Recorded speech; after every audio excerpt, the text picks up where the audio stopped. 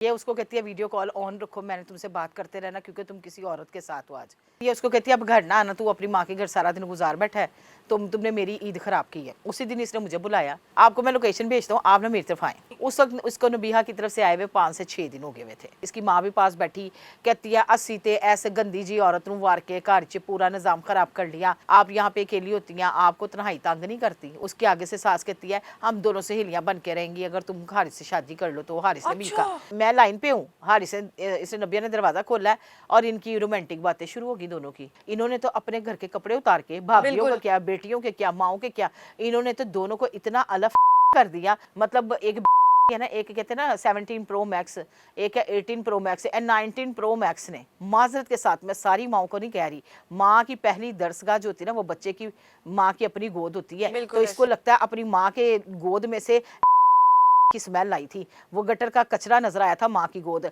और जब ये दुनिया में आया तो इतनी बदबुएं लेके आया है कि इसको तमीज नहीं है कि किसी औरत के मुतालिक बहुत गंदी और घटिया बात की है। यहाँ तक के कहा गंदा खानदान, कंगला खानदान, भाई ये खुद नौसरबाज झूठी औरत, दफा हो गया, वो बेगैरत है, पूरा गंदा आदमी, वो माँ के घुटनों में जाके, माँ के पैरों में जाके बैठ गया।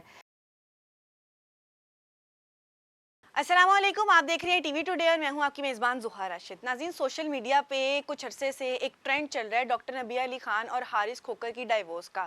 डॉक्टर नबिया अली खान का कहना है कि रूबी जो है वो मेरे साथ गई, मुझे मजबूर किया खुला का केस दायर करने पे, जबकि हारिस कहते हैं कि ये हमारी बीच में डाइवोर्स करवा रही है। असल वजह जो है वो रूबी है। हमारे साथ रूबी मलिक मौजूद हैं स्टूडियो में, इनसे जानते हैं, इन्होंने कुछ बातें भी की कि हारिस ने इन्हें प्रपोज भी किया था। इनसे मजीद जानते हैं कि हारिस ने इन्हें कब प्रपोज किया था और ये आखिर कब का वाकया है। अस्सलाम वालेकुम। वालेकुम अस्सलाम। अच्छा, मुझे सबसे पहले तो बताएं कब का वाकया है, हारिस ने कब आपको प्रपोज किया था? तकरीबन मेरे ख्याल से हो गया कोई 1.5-2 महीने लगा ले। इनकी शादी से पहले के बाद में? बड़ी ईद जब आई ना, बकरा ईद, तो हारिस जो है ना वो बकरे कटवाने ना, अपने ज़िबा करवाने अपने माँ के घर गया। ठीक है। ये उसको कहती है वीडियो कॉल ऑन रखो, मैंने तुमसे बात करते रहना क्योंकि तुम किसी औरत के साथ हो आज। उस बेचारे गरीब आदमी ने वीडियो ऑन करके रखी रही, लेकिन ये उसको कहती है अब घर ना आना, तू अपनी माँ के घर सारा दिन गुजार बैठा है, तुमने मेरी ईद खराब की है। उसी दिन इसने मुझे बुलाया और इसने मुझसे कहा कि मुझसे ना पूछना, चूड़ियाँ इसने पहनी हुई थी, कि तुमने चूड़ियाँ भी नहीं पहनी, मेहंदी भी नहीं लगाई और क्यों ऐसे कर रही हो, मतलब क्या हुआ, ईद नहीं मनाई तो मैं बातों बातों में ना थोड़ा सा नमक मसाला लगा दूँगी। मैंने ना इस पर वीडियो डाल दी, इसके साथ बैठ के इंटरव्यू डाल दिया, मैंने देखे फेसबुक पे और टिकटॉक पे भी है। अच्छा, उसके बाद ना जब हारिस ने ये वीडियो देखी ना, तो हारिस ने कहा कि डॉक्टर साहबा आप ना एक एंकर हैं, सहाफ़ी हैं, मैं पहले तो आपको ऐड करता हूँ अपने ग्रुप के अंदर, YMA ग्रुप के अंदर, उसमें आपको लिंक में ऐड करता हूँ। और सेकेंडली आपने ना कहाँ पे है, उस वक्त मैं डेली पॉइंट पे ना हमज़ा को इंटरव्यू दे रही थी। मैंने कहा मैं हमज़ा के उधर डेली पॉइंट पे, आपको मैं लोकेशन भेजता हूँ, आप ना मेरी तरफ आएँ। मैंने कहा क्या करना है मैंने आके, नहीं आप आए, रोस्ट भी पक्का हुआ है हमारे घर में, और मैंने ना मैं एज अ एंकर आपको बुला रहा हूँ, नबीहा की दोस्त करके नहीं बुला रहा। उस वक्त उसको नबीहा की तरफ से आए हुए 5 से 6 दिन हो गए हुए थे। ठीक हो गया, ये जा नहीं सकता था उधर से। अच्छा, इन्होंने ना मुझे सीढ़ी बनाई, इसने बुलाया मुझे, इसकी माँ भी पास बैठी, कहती है अस्सी ते ऐसे गंदी जी औरत नूं वार के घर च पूरा निज़ाम ख़राब कर लिया, मेरे घर में तो सूरत बकरा चलती है हर वक्त। और इतने में ना इनके शौहर भी, यानी हारिस का बाप जो है ना वो भी नमाज़ पढ़ के आ गया। नो डाउट पढ़ी लिखी फैमिली है, अच्छे लोग हैं, शरीफ ख़ानदान है। हारिस को साइड पे रखे, मैं उनके फैमिली के बारे में बात करी। खैर मैंने वहाँ खाना खाया, अब मुझे कहता है कि ना आप यहाँ पे अकेली होती हैं, आपको तन्हाई तंग नहीं करती, उल्टी सीधी ना मुझसे बातें। तो मैं उसके आगे से सास कहती है हम दोनों सहेलियां बन के रहेंगी, अगर तुम हारिस से शादी कर लो तो। हारिस ने भी कहा, मैं ना चुप कर गई। आपने आगे से कोई जवाब नहीं दिया? ना मुझे गुस्सा तो बहुत आया। देखो जोहा, बंदे की अक्लमंदी यही होती है, वो बेवकूफ़ी थी मेरी, मैं उठ के चली गई। मैं हर किसी को ना भाई बेटा बच्चा करके बात करती हूँ, मेरी आदत है। और इस तरह की ना वाहियात लाइफ ना मैं ज़िंदगी में गुजारी नहीं ना है। तो मैंने ना वक्त को धक्का दे के ना आराम से वहाँ से निकली हूँ, और मैं ना रास्ते में आई हूँ तो नबीहा की कॉल आई कि किधर हो। मैंने कहा हारिस ने बुलाया हुआ था, वहाँ गई थी, खैरियत है। मैंने कहा आपके बारे में कोई बात नहीं की किसी के, हालांकि उन्होंने एक्सट्रीम लेवल की इसकी बदकोइयाँ की, बुराइयाँ की, यहाँ तक के कहा गंदा खानदान, कंगला खानदान, भाई ये खुद नौसरबाज झूठी औरत, ये सारी चीज़ें उन्होंने कही। लेकिन मैंने कहा कि नबीहा का दिल टूटेगा, अच्छी बात नहीं। ठीक है, उसके बाद आपने हारिस को कोई जवाब नहीं दिया? मैंने कोई जवाब नहीं दिया, मैंने खामोशी इख्तियार की। उसके बाद फिर हारिस की अम्मी ने मुझे कॉल की।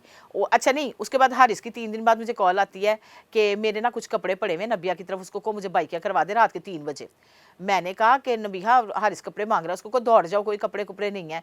मैंने कहा अच्छा आप एक काम करो, नहीं तो वो रात को 3 बजे आपको क्यों कॉल करा? देखे ना मुझे इसलिए वो ठड़की आदमी ना, कि कि चलो कोई बहाने से बातें शुरू करूँ। मैंने कहा अच्छा कपड़े आपको चाहिए, मैं कह मैंने सुबह एक पॉडकास्ट में जाना, मैंने कहा सुबह मंगवा लेना, वो नहीं अभी दे रहे। अच्छा मैं उसके घर के बाहर ही हूँ। मैंने कहा अच्छा चलो मैं नबिया से कहती हूँ दरवाज़ा खोल के तुम्हें कपड़े पटा। मैंने नबिया को कहा नीचे उतर, दरवाज़ा खोल, हारिस आया है। हाँ मैं लाइन पे हूँ, हारिस इसने नबिया ने दरवाज़ा खोला है और इनकी रोमांटिक बातें शुरू होगी दोनों की। मैं फ़ोन पे हूँ, आजो तुम्हें क्या तकलीफ है, तुम्हारा तो अपना घर है। मैंने कहा चलो मैं फ़ोन बंद करती हूँ, आप लोग आपस में बात कर लो। उसके बाद इनका 10 दिन मुझे कॉल नहीं आई। ठीक हो गया। 10 दिन के बाद ना मुझे जब ये रजब भट्ट की अम्मी ने मुझे प्रमोट किया, तो इसकी ना नबिया की कॉल आई कि आपने मुझे तो कभी ये चीज़ें नहीं बताई। मैंने कहा यार कभी हमने ऐसे डिस्कस की भी नहीं आपस में। तो कहती है आपने ना हमारे साथ खाना खाना है। आगे हारिस ने पकड़ लिया फ़ोन, आपने दोस्ती का सही हक अदा कर दिया है, आपने बड़ा हक अदा किया है, आपका ये टाइम है इस वक्त कमाने का, रजब के नाम का नाम ले लेके कमाने का और सिक्का उठाने का रजब के नाम का ना। आप ये काम करें, हम डिनर करते हैं इकट्ठे मिलके और आगे जो है ना जब रजब की तरफ जाना ना हम दोनों को साथ लेके जाना। वही मतलब वो सारा एक ना फेम के चक्कर अच्छा में। मैंने कहा नहीं साथ तो नहीं लेके जा सकती, जाहिर सी बात है, मैंने कोई बारात तो नहीं ना साथ लेके जानी। और इनके जो करतूतें रही हैं, शरीफ खानदान की फैमिलियाँ तो इनको पसंद भी नहीं करती ना। तो मैंने ना ओके करके मैंने फ़ोन बंद किया। अगले दिन मैं गई हूँ, इनके डिनर पे बुलाया, मेरा ड्राइवर भी यहाँ बैठा, आप पूछ भी सकती हैं उनसे। हम डिनर पे गई हूँ तो वहाँ पे हारिस नहीं था। मैंने कहा हारिस भाई किधर है? दफ़ा हो गया, वो बेगैरत है, पूरा गंदा आदमी है, वो माँ के घुटनों में जाके, माँ के पैरों में जाके बैठ गया है।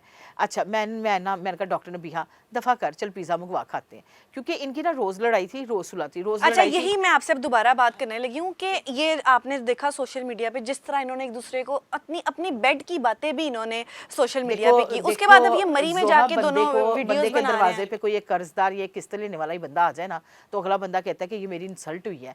इन्होंने तो अपने घर के कपड़े उतार के, भाभियों का क्या, बेटियों के क्या, माओ के क्या, इन्होंने तो दोनों को इतना अलग कर दिया। और उसके बाद पपियां जपियां मटियां करनी, ये फिर मरी की वीडियोस जो सामने मरी का टूर जो मिला है ना, वो टूर कार्स वाले हैं, उनसे फ्री लेके गए हैं। मतलब अपनी जेब की औकात नहीं है, इतने लोगों को लूट के भी यहाँ पे पॉडकास्ट से देती रही है। 30-30, 40-40, 50 हज़ार रुपया कमाती रही है एक पॉडकास्ट से, और रो के देके और अपना लॉकर भर के और ये अय्याशियाँ करना चले गए। आप मुझे बताएं, ये अच्छी बात है? मुझे ये बताएं कि जिस तरह से नबीहा ने बात की, ये अपनी भाभी के साथ और ख़वातीन के साथ, ये ऐसे वैसे वैसे, तो अब ये किस मुंह से दोनों एक साथ रह रहे हैं? यार इनका कोई मुंह होवे तो होवे ना, फेर ही है ना इन्हों। मामला ये है कि इनका कोई मुंह है ही नहीं। मतलब एक है ना, एक कहते हैं ना 17 प्रो मैक्स, एक है 18 pro max and 19 pro max ने। मतलब ਇਹਨਾਂ ਨੂੰ तमीज़ ही नहीं कि साड़ी लत्थी जड़ी दी परवाह ही नहीं। मतलब एक्सट्रीम लेवल की बेगैरती यार। यहाँ तक कि बच्चे की बातें भी डिस्कस हो रही हैं सोशल मीडिया पे। कहती है डाउनलोड, अब डाउनलोड करवा डाउनलोड करवा लिया ना, अपलोड देखते हैं कब होता है। छोटा हारिस आ रहा है तो छोटी हारिसी आ रही है, तो फलाना हारिस आ रहा है। और हारिस की बहुत गलत बातें और ना एक्सट्रीम लेवल की गंदी लैंग्वेज यूज की है इन्होंने। इनको वैसे इनके ना फेस बैन होने चाहिए, इनकी 1-2 आइडिया बैन होंगी ना तो फिर इनको नसीहत होगी। और इसी के साथ वो आपको मोटी टिकटॉकर, भैंसा, डेंकर, पता नहीं क्या क्या बोली जा रहे हैं। बात पता क्या है जोहा, औरत जो है ना, औरत बड़ी नाजुक चीज़ होती है, ठीक हो गया, माँ के रूप में हो, बेटी के रूप में, बहन के या बहू के रूप में हो। इनको बेसिकली ना इनकी माँ ने ना अपने गंदे पेट से निकाला है। माजरत के साथ, मैं सारी माओ को नहीं कह रही, माँ की पहली दरसगाह जो होती है ना वो बच्चे की माँ की अपनी गोद होती है। तो इसको लगता है अपनी माँ के गोद में से की स्मेल आई थी, वो गटर का कचरा नजर आया था माँ की गोद। और जब ये दुनिया में आया तो इतनी बदबुएं लेके आया है कि इसको तमीज़ नहीं है कि किसी औरत के मुतल्लिक, जिस औरत के मुतल्लिक भी इसने बात की है, बहुत गंदी और घटिया बात की है। हम लोग इसी मुंह से कलमे पढ़ते हैं, इसी मुंह से हम लोग किसी को गाली निकाल देते हैं। औरत को इतना कीचड़ उछालना, इतना कीचड़ उछालना औरत के ऊपर, और झूठ बोलना, हर वक्त ये दोनों झूठ बोलते हैं। मैं तो ये कहती हूँ इनकी नमाजें भी कबूल होती है कि नहीं होती। अच्छा लास्ट पे मुझे ये बताइएगा कि डॉक्टर नबीहा के साथ आपकी लड़ाई थी, फिर सुलह हुई, आप लोग आपस में बैठे थे, लेकिन डॉक्टर नबीहा ने सुलह करा दी। आपकी दोस्ती का क्या हक अदा किया? देखिए उसने मेरी दोस्ती का ये हक अदा किया कि उसने उसको जब भी उसके जेब में कराया कहते हैं ना, कराया कह दिया होता नहीं ना, वो मेरी गाड़ी यूज़ करती है, वो मुझे यूज़ करती है कि चलो जी ये चीज़ है। वो उसका दुखड़ा सुनने के लिए ना आप मौजूद नहीं होती। लोग कितने मेरे पास बैठ के जूं वंजरी भी जाना शुरू करती है, वो थकती नहीं है, की तरह भौंकती रहती है, यानी फीमेल्स के ऊपर बातें करती रहती है। तो कहने का मकसद ये है कि उन लोगों को ना पड़ गई हुई आदत। अब अवाम के हाथ में ये फैसला है। अवाम को चाहिए कि इनको जो ना बैन करे और इनको इतना जलील करे कि दोबारा इस तरह का झंडा ना लेके आए, अच्छी चीजें लेके आए। पढ़े लिखे नहीं ना है, जाहिल है ना, जाहिर है। लेकिन आजकल आप छोटे बच्चे को भी थप्पड़ मारते ना, वो भी कहता है हाय हाय मुझे दोबारा किसी के सामने थप्पड़ ना मारना। इन्होंने तो सारियां शर्मा लाइया हैं। बहुत शुक्रिया जी। तो नाजरीन, ये हमारे साथ रूबी मलिक मौजूद थी। इसी के साथ अपनी मेज़बान ज़ुहा को दीजिए इजाज़त। अल्लाह हाफ़िज़।